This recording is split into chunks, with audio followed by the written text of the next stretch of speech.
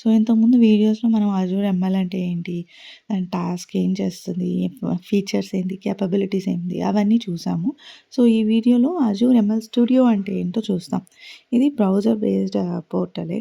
So, దీంట్లో ఏందంటే మనం ఎలాగా ఈ మెషిన్ లెర్నింగ్ రిసోర్సెస్ అనేది, దాని జాబ్స్ అనేది ఎలా యాక్సెస్ చేస్తాము? ఏంటి? ఏం టైప్స్ ఉన్నాయి? అన్నీ చూడొచ్చు. సో, ఇక్కడ డేటాని ఇంపోర్ట్ చేసుకోవచ్చు. ఎక్స్‌ప్లోర్ చేయొచ్చు.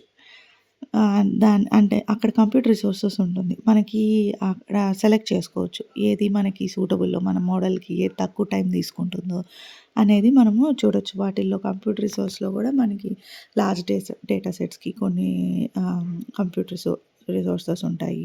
సో, ఇది మళ్ళీ నెక్స్ట్ వీడియోలో నేను ఇన్ డీటెయిల్‌గా చెప్తాను. సో, నోట్‌బుక్స్‌లో కోడ్ రన్ చేయొచ్చు. విజువల్ టూల్స్ ఉంటాయి. జాబ్స్ క్రియేట్ చేయడానికి, పైప్‌లైన్స్ క్రియేట్ చేయడానికి ఆటో ఎంఎల్ అనేది యూజ్ చేసి మోడల్స్‌ని ట్రైన్ చేయొచ్చు. సో, ఈ ట్రైన్డ్ మోడల్స్ ఉంటాయి. మనం ట్రైన్ చేసాం కదా! వాటికి మెట్రిక్స్ అనేది చూసుకోవచ్చు మనం. డిఫరెంట్ పారామీటర్స్ యూజ్ చేసి. సో, దాని ద్వారా ఆ మెట్రిక్స్ ద్వారా ఏది అక్యురేటా కాదా అనేది తెలుసుకోవచ్చు.